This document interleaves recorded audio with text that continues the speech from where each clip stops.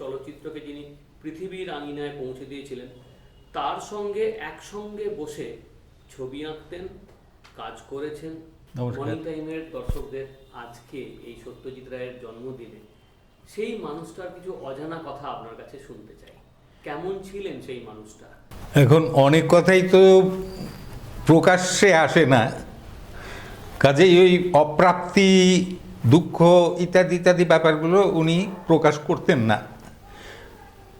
উনি অত্যন্ত স্বাভাবিক একজন মানুষ ছিলেন সব জায়গায়।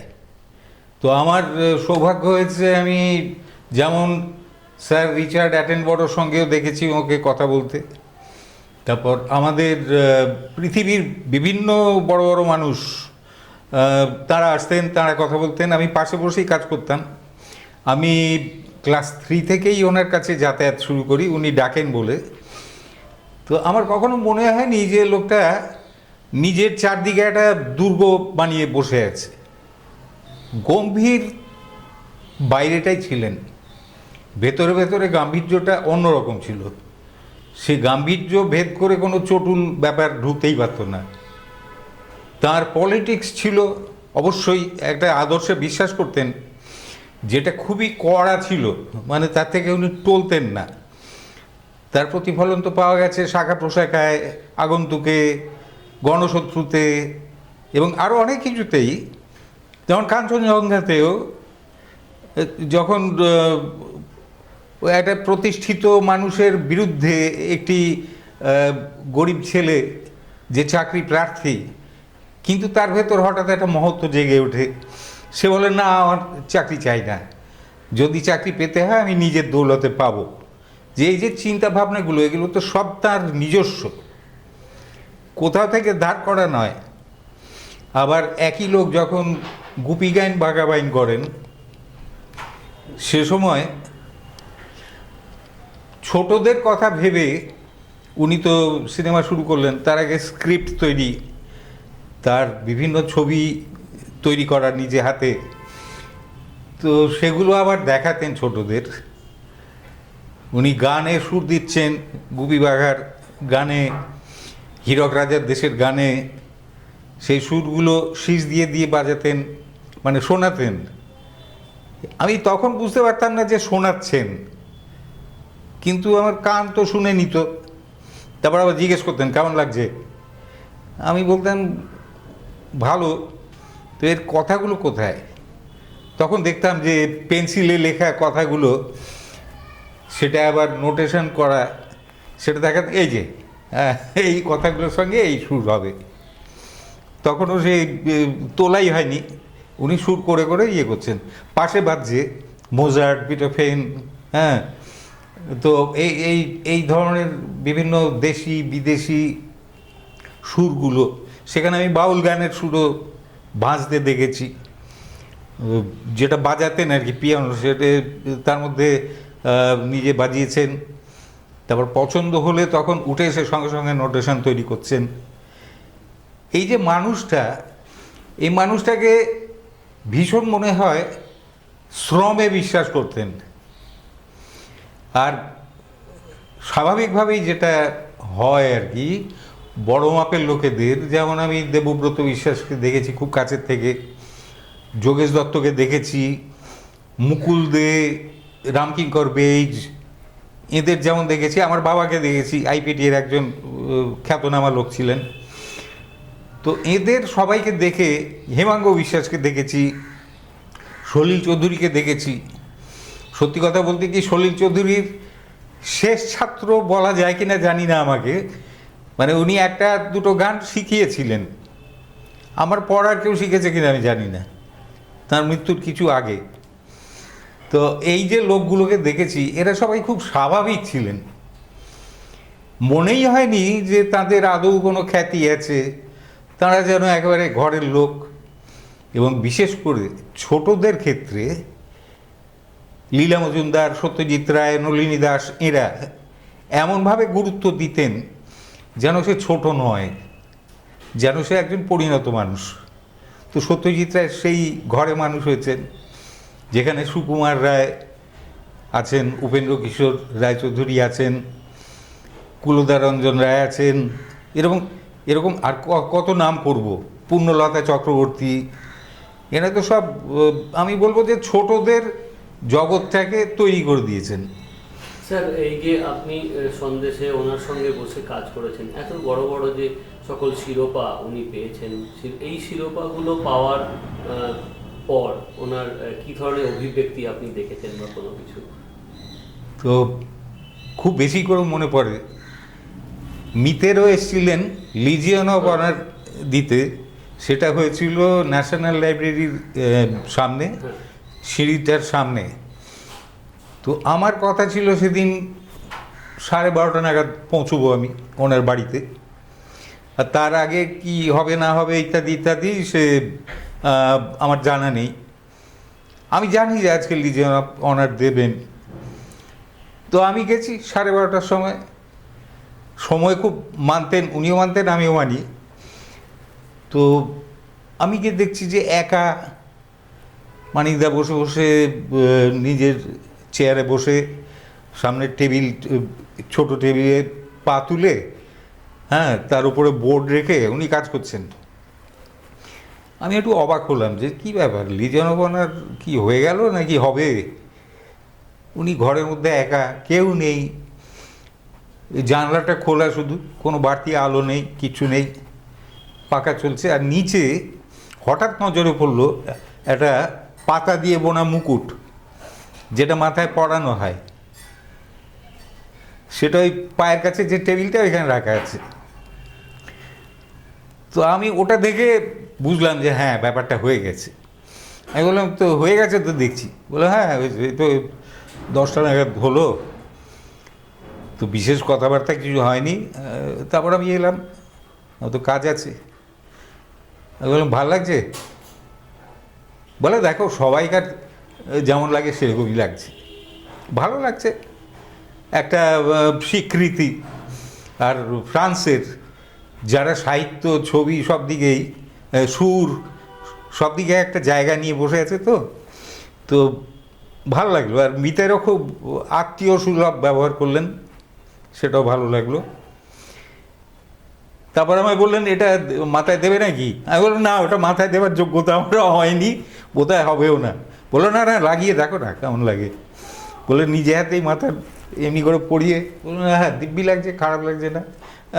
তারপর আবার খুলে নিয়ে রাখলেন। তো এই হলো এই সহজ ব্যাপার। গোল্ডেন বেয়ার কিংবা ভারতরত্ন, এগুলো আমরা হাতে নিয়ে ঘেঁটে দেখেছি। সন্দীপ আমার বন্ধু, ঘনিষ্ঠ বন্ধু। তো গোল্ডেন বেয়ার পাওয়ার পরে স্বাভাবিকভাবেই আমাদের খুব উৎসাহ, অশনি সংকেতে পেয়েছেন। তো গিয়ে দেখছি যে সাধারণভাবে ডেস্কের ওপর রাখা আছে গোল্ডেন বেয়ার। আমি বললাম, কী রে বাবা, লোকটার গায়ে লাগে না কিছুই? হ্যাঁ, তারপর ভারতরত্ন যেটা, সেটা পরে পেলেন, সেটা তখন উনি বেঁচে আছেন কি মনে পড়ছে না। তবে ভারত রত্নটা, ওই পাথরটা হার্ট শেপের একটা পাথর, জেড পাথর, সেটা হাতে নিয়ে, কাছে নিয়ে দেখেছি, শুঁকেও দেখেছি, চেটে দেখিনি, মানে বস্তুটা কি। তো আমরা এনজয় করতাম খুবই, মানে ওর প্রচুর পুরস্কার পেয়েছেন, সেগুলো আমরাই এনজয় করতাম, আমরা ভালো লাগতো। স্যার, এটা তো একটা সাফল্যের জায়গায় দাঁড়িয়ে বলছেন, কিন্তু সত্যজিৎ রায়কে অনেক ক্ষেত্রেই অনেক কঠিন চ্যালেঞ্জের মুখে পড়তে হয়েছে। যার জীবনের শুরুতে বাবা হারানো এবং মায়ের হাত ধরে তার পড়াশোনার ক্ষেত্রে বলুন, তার চাকরির ক্ষেত্রে বলুন, তার অগ্রগতির ক্ষেত্রে বলুন, ছবি তুলতে ভালোবাসতেন সেটা ঠিক, ছবি আঁকতে তিনি গেছেন, শান্তিনিকেতনে তিনি গেছিলেন সেও ঠিক, কিন্তু এই বাবার জন্য, মানে সুকুমার রায়ের জন্য কোনো দিন কোনো মন খারাপ বা ভাবনা, বা উপেন্দ্র কিশোর রায়ের বা সন্দেশ ছবি আঁকার সময় সময় এমন কিছু কোনো স্মৃতিচারণা যে উনি করতেন বা করেছেন আপনার কাছে, বা যেটা উনি হয়তো জীবনে একটা আক্ষেপ বা খেদোক্তি, এরকম কোনো কিছু? তার পরিবার সম্বন্ধে খুব পরিষ্কার ধারণা তার ছিল, কারণ গল্প বলবার লোক তো কম ছিল না পরিবারে। তো বিজয়া রায়ও আত্মীয়ই ছিলেন বিয়ের আগেও, তো তাদের কাছে সবসময় এসব আলোচনা হতো, গল্প হতো। আর বাবা সম্বন্ধে দুর্বলতা ছিল অবশ্যই। একটা শুধু সমালোচনা করেছিলেন এবং আমি যথেষ্ট ঝগড়া করেছিলাম। উনি বলেছিলেন শিল্পী উপেন্দ্র কিশোর ছিলেন, সুকুমার রায় শিল্পী নন সেই হিসেবে। আমি বললাম কেন? ওনার ড্রয়িং অত পাওয়ারফুল ছিল না তো। আমি বললাম যে পাওয়ারফুল হবে কি করে, যে জীবজন্তুগুলোকে তিনি আঁকছেন, হ্যাঁ, হাঁস ছিল সজারু, ব্যাকরণ মানি না, মানে হাঁস সজারু মিলিয়ে দিয়ে যে জানোয়ারটা হয় তার অ্যানাটমি কীরকম হবে সে কি আমাদের জানা আছে? উনি কল্পনা থেকে আঁকছেন। তারপর ওই নানা রকম যে চরিত্রগুলো, এবারে মানে হজবরলর ছবি তৈরি করা, আবোল তাবোলের ছবি তৈরি করা, খাই খাই তৈরি করা, এসব সময় তিনি অবশ্যই তার বাবার কথা ভাবতেন। একটা স্মৃতি তার ছিল, খুব ফেইন্ট স্মৃতি, সেটা হলো বড় একটা জানলা, সেই জানলা দিয়ে দূরে দেখা যাচ্ছে গঙ্গা, গঙ্গার উপরে একটা স্টিমার যাচ্ছে। তো তার বাবা তাকে কোলে নিয়ে দেখাচ্ছেন, ওই দেখো স্টিমার। ওনার সেটা মনে আছে যে জল কেটে কেটে স্টিমারটা যাচ্ছে। আর মনে আছে কিছু কিছু শুয়ে শুয়ে কিছু কিছু ছবি আঁকার দৃশ্য মনে আছে। উনি তখন খুবই ছোট। তো শিশু হিসেবে সত্যজিৎ রায় এতটাই পরিণত ছিলেন, কিছু মিস করতেন না। আমি তার দাদা দিদিদের কাছে যে চিঠি 2 বছর বয়সে উনি লিখেছেন সেটা দেখেছি, বড় বড় অক্ষরে লেখা যে আজ আমি অমুক শব্দটা শিখলাম বলে একটা কঠিন ইংরেজি শব্দ, সেটা কিন্তু 2 বছর বয়সে শিখলো এবং সেটা নিয়ে চিঠি লিখলো। এবং তারপর বলছে যে এদের সিনেমা দেখতে যাব, মানে টারজান অথবা ওই জাতীয় মানে ছোটদের জন্য যে সিনেমা হয় সে দেখতে যাব। যাওয়াটা লেখা নেই, কিন্তু যাবেন যে সেই উৎসাহটা চিঠিতে রয়েছে। তারপর তাদের কম্পিটিশান হতো ছোটদের মধ্যে, সেই কম্পিটিশানে বেশিরভাগ সময় কিন্তু মানিকদা জিতে যেতেন। মানে তার জেনারেল নলেজ খুবই স্ট্রং ছিল। ক্যামেরা খুব পছন্দ করতেন, ক্যামেরা একটা পেয়েও ছিলেন, সেই ক্যামেরা দিয়ে ছবি তুলতেন। পরে মিস্টার গাওয়ান্ডে বলে একজন ভদ্রলোক ছিলেন, তিনি আমার বলা যায় যে তিনিও আমার গডফাদার ছিলেন। মানে টাটা কোম্পানির বড় বড় অনেক কাজ তিনি আমাকে এনে দিতেন। এমনকি পার্লামেন্ট হাউসে প্রেসিডেন্টের ছবি আমাকে দিয়ে আঁকিয়েছেন। সেই গাওয়ান্ডে ছিলেন ব্রিটেনের মানে ইংল্যান্ডের ফটোগ্রাফিক সোসাইটির চেয়ারম্যান অনেক দিন, খুব বিখ্যাত ফটোগ্রাফার। তো মানিকদা যখন বিলেতে ছিলেন সে সময় গাওয়ান্ডেও বিলেতে ছিলেন 20 বছর। উনি আর মানিকদা দুজনে একসঙ্গে মাঝে মাঝে ফটোগ্রাফি করতে বেরোতেন উইকেন্ডে। তো গাওয়ান্ডে পরে আমাকে বলেছে যে মানিকের সঙ্গে তোমার যোগাযোগ আছে, তুমি তাহলে এই অ্যালবামগুলো দেখিও। অ্যালবাম দেখি লাফিয়ে উঠেছেন, বলে ফটোগ্রাফার কই? বললাম আছে, আমায় দিয়ে অ্যালবামটা পাঠিয়েছেন দেখুন। বলে তো গাওয়ান্ডের তোলা? আমি বললাম হ্যাঁ। বলে সাংঘাতিক ফটোগ্রাফার। এই যে রঘু রায় মারা গেছেন সবে এই কদিন হলো, রঘু রায় যেমন খুঁজে বার করতেন আশ্চর্য মানে ছবি তোলার বিষয়, সেরকম গাওয়ান্ডে, সত্যজিৎ রায় এরাও আশ্চর্য সব বিষয় বার করতেন খুঁজে। যেমন যন্ত্রপাতির ছবি এমন অ্যাঙ্গেলে তোলা হলো যাকে জীবিত কোনো প্রাগৈতিহাসিক প্রাণী মনে হচ্ছে। একটা পাইপ এমনভাবে তুলেছেন যেটা সাপ মনে হচ্ছে। হ্যাঁ, অযত্নে ফুটপাথে কেউ কোনো ছবি এঁকেছে, সেই ছবিটাকে নিয়ে আর তার শিল্পীকে নিয়ে এমন সব ছবি তোলা, যেটা ওই আমার তো বারবার রঘু রাইয়ের কথা মনে হয়।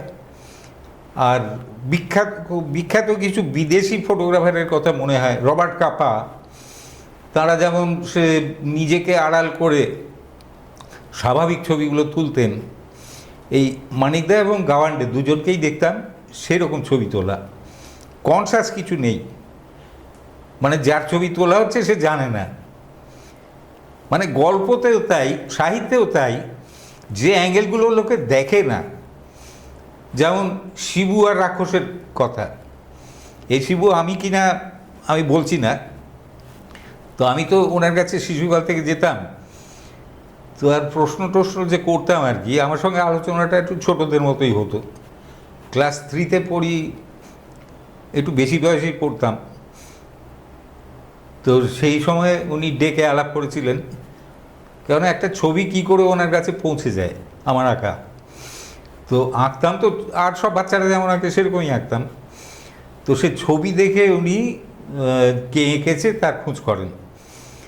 তারপর জয়া দাস আমার খোঁজ পেয়ে আমাকে নিয়ে যান, আমার এক দিদি জয়া দাসের সহকর্মী ছিলেন। তো আমি খুবই ছোট ছিলাম, তা আমি গিয়ে সত্যজিৎ রায় কী আমি তো জানতাম না, ওইটুকু বয়সে জানা যায় না। তো আমি গিয়ে, এত উঁচু লোক, আমার তো ঘাড়ে ব্যথা হয়ে গেল, আমার তো তার হাঁটুর কাছাকাছি মাথা। দেখলাম এই লোকটা দরজা খুলে দিল, ভেতরে গিয়ে বসলাম, বড়দের সঙ্গে আলোচনা হচ্ছে, আমার সঙ্গে আর কি কথা বলবে। আমি তখন তার আলমারিগুলো উঁকি মেরে মেরে দেখছি। বই পড়তে খুব ভালোবাসতাম, বই ছাড়া তো তখন আমাদের অ্যামিউজমেন্টের কী ছিল, আমাদের ওই মাঠে গিয়ে খেলাধুলো করা আর বই, আর গান শুনতাম খুব। স্যার, এইখানে একটু থামিয়ে জিজ্ঞেস করার ছিল যে সত্যজিৎ রায়ের প্রত্যেক ছবিতে, এবং উনি নিজে বলতেন যে একটা জাতিকে তার খাবার, তার জীবন শৈলীর ক্ষেত্রে খাবার দাবার দিয়ে বোঝা যায়, এবং আমরা দেখেছি বিভিন্ন কৃত্তিবাসী রামায়ণেও এই ধরনের খাবারের নানা ধরনের উল্লেখ, বা মুকুন্দরামের ক্ষেত্রেও রয়েছে। তো সত্যজিৎ রায়ের এই কি খেতে ভালোবাসতেন, বা কিছু যেগুলো আমাদের কাছে অনেকেরই অজানা, এই খাওয়া দাওয়ার প্রতি তার কীরকম প্যাশন কি ছিল, বা কী ধরনের খাবার খেতেন, লাইফস্টাইল কী ছিল? এটা উনি দেশজ খাবারই বেশি পছন্দ করতেন। আমি বাড়িতে ডাল শুকনো দিয়ে রুটি খেতে দেখেছি। ডাল শুকনো তেঁতুল দিয়ে করে না, একটা বাসি ডাল দিয়ে হাতে তৈরি রুটি, তাতে ঘি ফি নেই, সেই খাবার উনিও খাচ্ছেন, আমিও খাচ্ছি, অ্যাটেনবরও খাচ্ছেন, হ্যাঁ, সৌমিত্র চ্যাটার্জিও খাচ্ছেন। স্পেশাল কিছু না, তবে মৌকুমাসি করতেন কি, খুব ভালো কেক টেক তৈরি করতেন, এসব আমাদের কপালে জুটত, ভালো খাবার দাবার। আমরা আবার খোঁজ নিতাম রান্নাঘরে গিয়ে যে কি হচ্ছে, স্পেশাল কি। খাবার ব্যাপারে উনি ফল একদম খেতেন না, উনি মদ্যপান করতেন না, উনি দেশজ খাবারই বেশি ভালোবাসতেন, স্বাভাবিক সাধারণ খাবার, ডাল ভাত ভাজা মাছ, তার মধ্যে চিংড়ি মাছ ভালোবাসতেন, ইলিশ মাছ ভালোবাসতেন, মিষ্টি খেতেন, মিষ্টি পছন্দ করতেন। তো এরকম সব খাওয়া দাওয়া হতো ওনার বাড়িতে, যে খাওয়া দাওয়াগুলো হতো ওনারা খাওয়াতে খুব ভালোবাসতেন। আমার একটা মজার ঘটনা মনে পড়ছে, ওনার বাড়িতে যারা যেতেন তারা এতই স্বাভাবিক থাকতেন, মানে একটা নামী লোকের বাড়িতে যাচ্ছে সে ব্যাপার নেই। তো তার বিবাহবার্ষিকী একদিন, আমি তো গেছি, আমাকে বলেছেন তুমি থেকে যাও, আজকে একটু খাওয়া দাওয়া আছে, খেয়ে তারপর যাবে। তখন আমি কলেজে পড়ি, থেকে গেছি, রান্নাঘরে গিয়ে খবর নিচ্ছি যে কখন শেষ হবে, বলে এই তো হয়েছে, তোমাকেই আগে দেবো। তো সেদিন মনে আছে চার্লি চ্যাপলিনের সিনেমা আনা হয়েছে বিদেশ থেকে, সেটা আমরা ঘরে বসে দেখছি।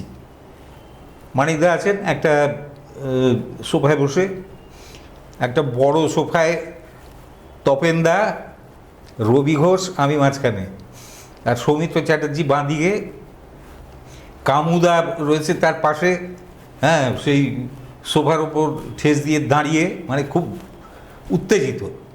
এরকম আরও কয়েকজন আছে, পুনুদা, হ্যাঁ, অ্যাসিস্ট্যান্ট যে পুনুদাও রয়েছে, ঘর ভর্তি, সব নিমন্ত্রিত, সেদিন খাওয়া দাওয়া করবে।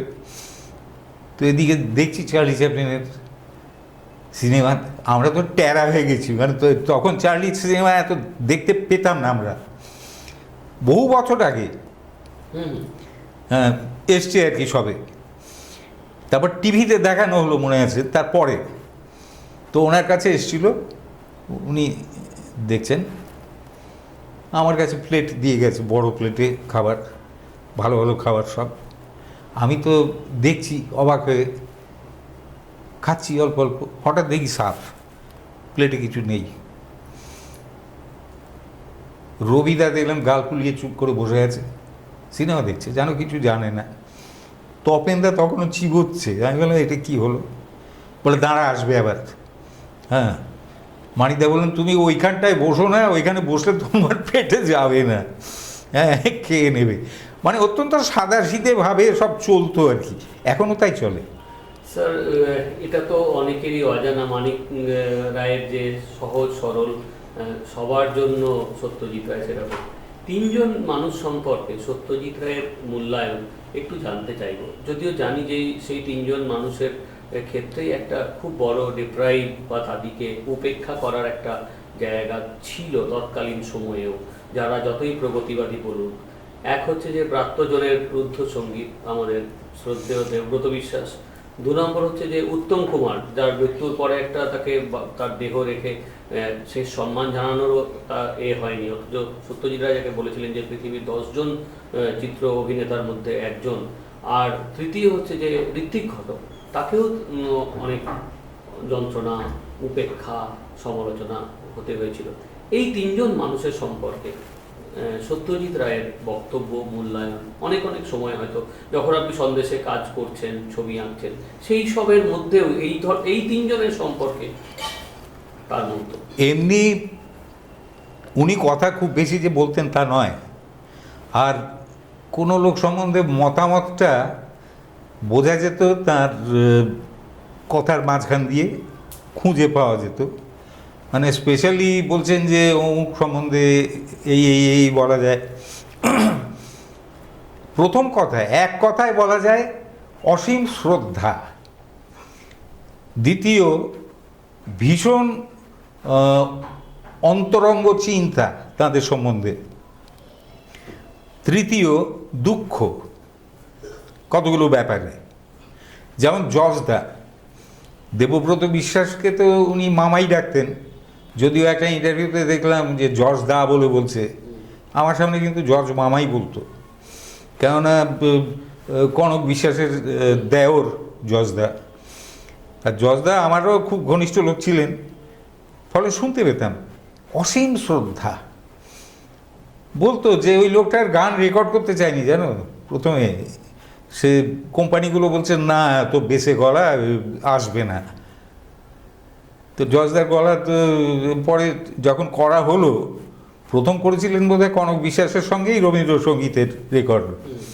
তারপর দেখা গেল যে তার চাহিদা এত বেড়ে গেল, তারপর থেকে জজদাকে লোকে চিনতে আরম্ভ করলো। তার আগে তো আইপিটিএতে গান গাইতেন, উনি অভিনয় করেছেন জজদা।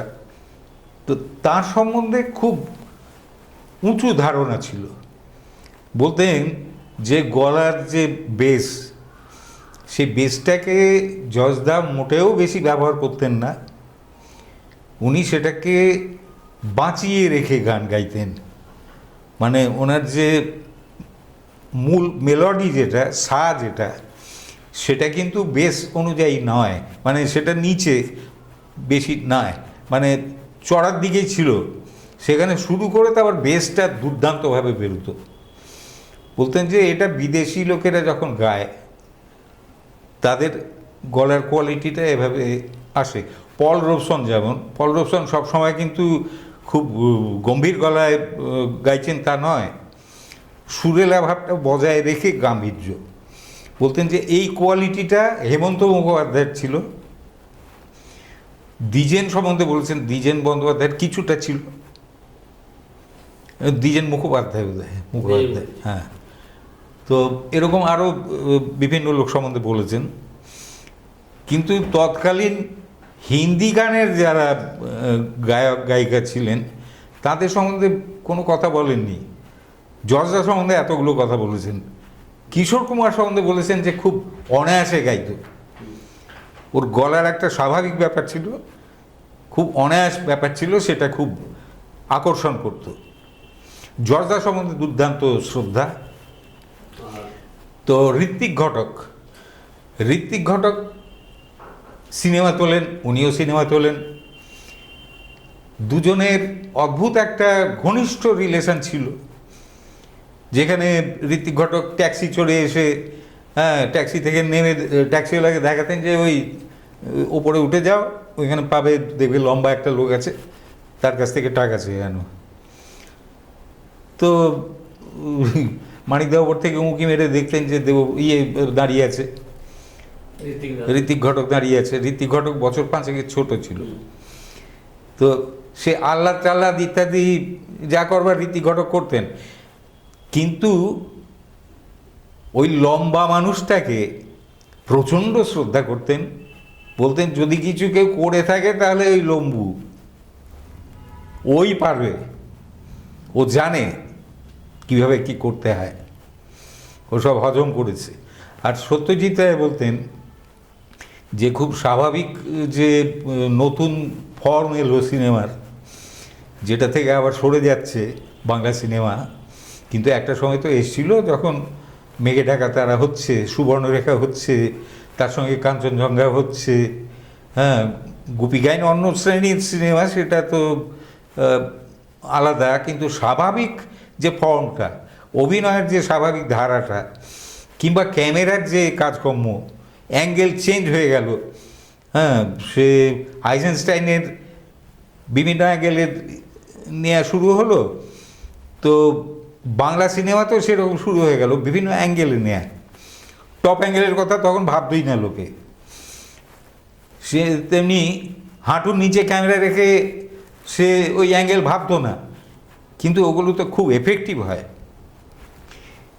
সেই সময়ে ঋত্বিক ঘটক সাহস করে এমন কিছু সিনেমা করেছে, যে সিনেমাগুলো সাবজেক্ট থেকে শুরু করে, সামাজিকতা থেকে শুরু করে, মানুষের সম্পর্ক থেকে শুরু করে, এভরিথিং একদম স্বাভাবিক জায়গায় নিয়ে চলে গেছে, যেটা আমি পথের পাঁচালী থেকে চেষ্টা করে এসেছি। একটু আগে খাবার কথা বলছিলে, সিনেমাতে খাবার সে সময় মানুষ খুব স্বাভাবিক ব্যবহার করে। যখন অন্য সময়, হ্যাঁ, লোকে হাসতে হাসতে গল্প করতে করতে একরকমের তার রিয়াকশান হয়, এক্সপ্রেশন একরকম হয়, তার বডি মুভমেন্ট একরকম হয়, কিন্তু বসে কোথাও খাচ্ছে, তার খাওয়ার ধরনটাই আলাদা এবং খুব আন্তরিক, কেননা সে খিদে মেটাবার জন্য খাচ্ছে। সেইটা বলেছিলেন যে সিনেমাকে স্বাভাবিক করতে গেলে তাকে স্বাভাবিক আচরণগুলো করতে হবে। যেমন মুড়ি খাওয়ার সময় মুড়ি তো ছুঁড়ে ছুঁড়ে খায় লোকে, হ্যাঁ, সেরকম শশা খায় কামড়ে ধরে, হ্যাঁ, এবং যেহেতু ভেজা ভেজা তাকে বাঁতে ধরে, এরকম প্রত্যেকটির গ্রামার আছে প্রত্যেকটা খাবারের। আমি নিজে সিনেমার স্ক্রিপ্ট করেছিলাম দুটো, উনি আমাকে শিখিয়েছিলেন কী করে করব, কী করে কথা বাদ দিয়ে সিনেমা করতে হয়, এসবগুলো মানে অনেক কিছু শিখেছি, তো তার মধ্যে এটাও ছিল। উনি বলতেন যে মানুষকে ওয়াচ করতে হয়। যেমন সন্তোষ দত্ত যখন কথা বলছেন একরকম, যখন খাচ্ছেন তখন তার চোখ মুখ পাল্টে গেছে। সেরকম রবি ঘোষ খুব কনসাসভাবে ওগুলো মেনটেন করতেন। তপেন চট্টোপাধ্যায়ের অটোমেটিক্যালি হতো, মানে উনি তৈরি অভিনেতা নন, ওনাকে বলে দিতে হতো যে এভাবে এভাবে করতে হবে। সে খাবারের ব্যাপারটা উনি ভীষণ মনোযোগ দিয়ে ওয়াচ করতেন, কারণ ওই সময় স্বাভাবিক থাকে। তো এটা তো গেল ঋত্বিক বাবুর কথা। লাস্ট একটি বাকি রয়েছে উত্তম কুমার। তো উত্তম কুমার সম্বন্ধে অনেক মজার গল্প আছে, সেগুলো বলার দরকার নেই। তার সম্পর্কিত যে অভিনয় সম্বন্ধে, নিশ্চিত অভিনয় সম্বন্ধে উনি বলেছেন যে এত স্মার্ট অভিনেতা আমাদের ভারতবর্ষের অভিনয় জগতে খুব কম। সন্তোষ দত্ত, কামু মুখোপাধ্যায়, তুলসী চক্রবর্তী, চুনিবালা দেবী, উত্তম কুমার, এদের নামগুলো খুব বেশি করতেন। উত্তম কুমার সম্বন্ধে বলেছেন যে ক্যামেরা বোঝে, আলো বোঝে, এবং মানে মাপ, কোথায় থামবো, দম কতটা নেব, কোথায় উচ্চারণ কিভাবে করব, অভিনয়ের দরকারে ঘোড়া চড়া শিখবো কিনা, গাড়ি চালানো শিখবো কিনা, এ সমস্ত ব্যাপারে এত সিরিয়াস ছিলেন উত্তম কুমার। বলতেন যে উনি ডিরেক্টরদের আইডল ছিলেন। ডিরেক্টররা ভীষণ পছন্দ করতেন উত্তম কুমারকে নিয়ে অভিনয় করতে। তবে এটাও ঠিক, উত্তম কুমারের পাশে যারা অভিনয় করেছেন তাদের সাহায্য উত্তম কুমারও পেয়েছেন। সুচিত্রা সেন সম্বন্ধে কোনো কথা বলেননি, এবং মেয়েদের মধ্যে চুনিবালা দেবীর পরে ছায়া দেবীর কথা কিছু প্রসঙ্গ আসতো, আর বলেননি। মাধবীর কথা কিছু বলেছেন, খুব বেশি নয়। উত্তম কুমার তার চোখে বলতেন যে ও ডিরেক্টরদের অভিনেতা, ডিরেক্টর যেমন চাইবে সেরকম করবে। স্যার অনেক অনেক ধন্যবাদ আপনাকে এতক্ষণ সময় দেওয়ার জন্য। লাস্ট একটাই খালি সামাপ করব, সত্যজিৎ রায় আমাদের বাঙালির একজন আইকন বা বলা যেতে পারে আইডল। আজও যার প্রভাব, যার বিস্তৃতি, যার ব্যাখ্যা, একটা গভীর সমুদ্রে স্নান করাও যা, সত্যজিতের মধ্যে অনুগমন করাও তাই। তো সেই দিক থেকে দেখলে আদর্শ বাঙালি সত্যজিৎ রায়, আপনি এই সম্পর্কে তার যে লেখা, তার যে গান, তার যে চলচ্চিত্র নির্মাণ এবং পাশাপাশি মানুষের প্রতি তার গভীর সমবেদনা এবং ভালোবাসা, এই দিক থেকে আপনার কাছে সত্যজিৎ রায় একদম খুব কতিপয় কয়েকটি বাক্যে যদি একটু বলেন। ছোট্ট একটা কথাই বলবো, তার সম্বন্ধে অনেকেই জানে, আমার বলাতে সেটা পাল্টাবে না, কিন্তু যেটার সাক্ষী আমি শুধু একা, সেটাই বলি। ওই লিজিয়ন অফ অনার নেভার দিইনি, আমি তো পাশে বসে কাজ করছি, তখন 1টা-1:30 বাজে। তো উনি যথারীতি উনিও কাজ করছেন, আমিও কাজ করছি। তো বাড়িতে কাজের লোকের একটি বাচ্চা, তার সারা গায়ে ধুলো ময়লা লাগানো, সে বোধহয় কোথাও ধুলো ঘেঁটে এসছে, নাক দিয়ে সর্দি পড়ছে এবং শরীরে কোনো পোশাক নেই। সে এসে মানিকদাকে এমনি উঁচু হয়ে দেখলো, তারপর দাদা দাদা বলতে বলতে এই হাঁটু ধরে কোলের ওপর উঠে গেল। এবার ভাবুন তো লোকটা কেমন হতে পারে। ওইটুকু ছবি থেকেই ভাবুন যে এত বড় একটা লোক সেদিনই লিজিয়ন অফ অনার পেয়েছেন। তো বাড়ির কাজের লোকের বাচ্চা, সে গায়ে নোংরা মেখে, নাকে সর্দি পড়ছে, সে তার হাঁটু বেয়ে, হ্যাঁ, পাজামাতে পাঞ্জাবিতে কপ টপ লেগে যাচ্ছে, সে কোলে উঠে বসে দাদা দাদা বলে ডাকতে লাগলো। লোকটা কেমন হতে পারে? এই প্রশ্নটাই রাখলাম, এরপর মানুষটা কেমন সেটা আপনারা ভাবুন। অনেক অনেক ধন্যবাদ স্যার আপনাকে। আপনি সত্যজিৎ রায়ের সঙ্গে সান্নিধ্যে এবং আপনার 3 বছর থেকে যাকে চেনেন, মানে আপনার চেয়ে তো আরো ভালো করে থাকে। 3 বছর না, 7 বছর থেকে। আপনার 7 বছর থেকে, তো এই দীর্ঘ পথ পরিক্রমায় আপনি যাকে এত কাছ থেকে দেখেছেন,